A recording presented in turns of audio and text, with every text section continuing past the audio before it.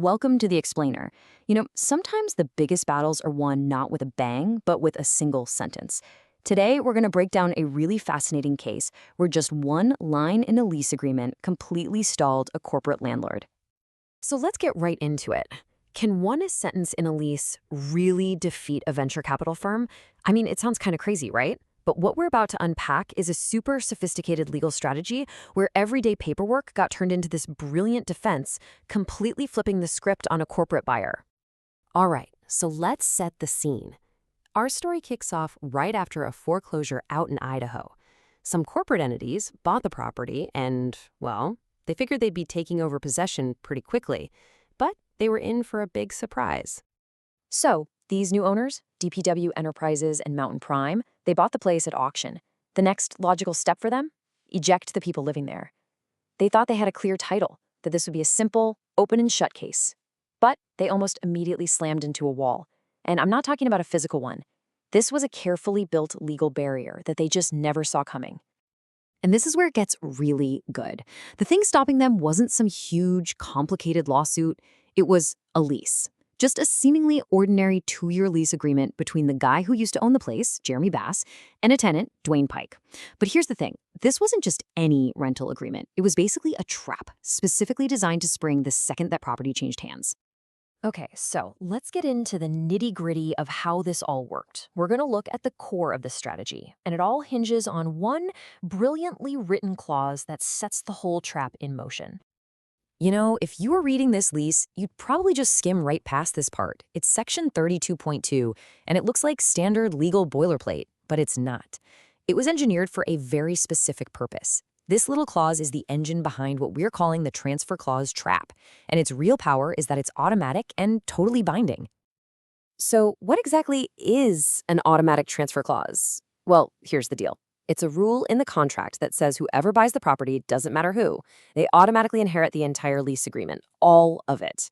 The new owner is instantly stuck with all its terms, whether they like it or not. There's no way to say no thanks, no opt-out. It's like a forced inheritance of all the landlord's duties. And that is the genius of the trap, right there. The very act of buying the property, the thing they wanted to do, is what sprung the trap on them. The moment they took ownership, they were legally tangled up in this pre-existing commitment that they never agreed to. Suddenly, they weren't just new owners, they were landlords to the very tenant they were trying to evict. Pretty clever, huh? But here's the thing.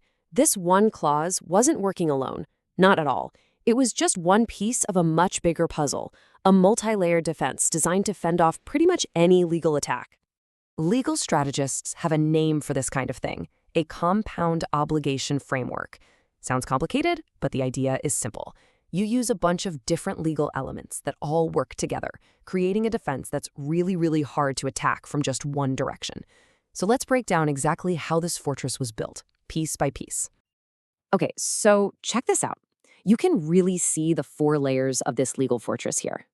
First, you've got the automatic transfer clause. That's the hook that legally snags the new owner. Then there's the long-term 2-year lease. Now, that's not just a rental period. It's a huge barrier. It creates a major financial and time-consuming problem for anyone who thinks they can just wait it out.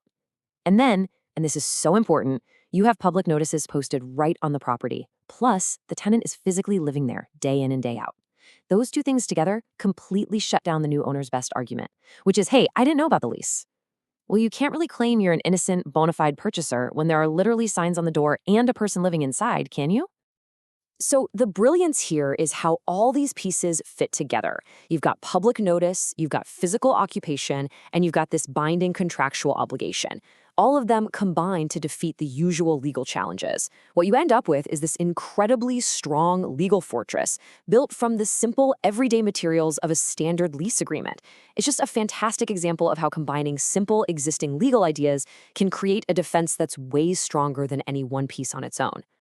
So why are we talking about this one case? What's the bigger picture here?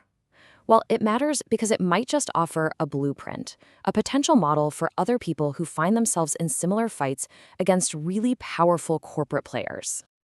Yeah, this quote from Maria Sanchez, a legal education specialist, really hits the nail on the head. She says, perhaps the most revolutionary aspect of Bass's approach is its accessibility. And that's the key word right there, accessibility.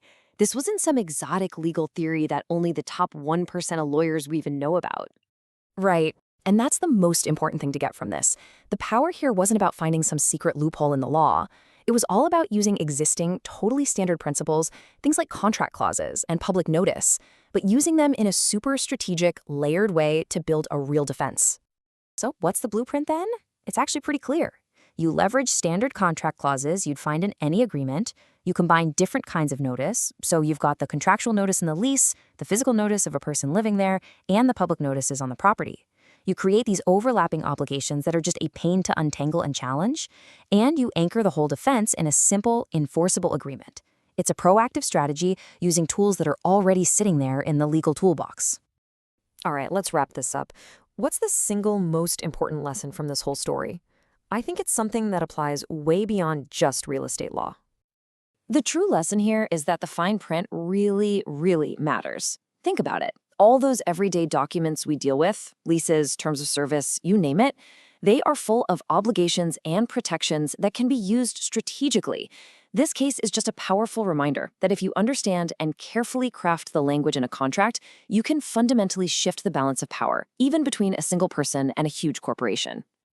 So it really leaves you with a question, right? What hidden powers are just sitting there inside the documents you sign every day? It's definitely something worth thinking about, because as this case shows, the answer could give you way more protection and control than you ever realized.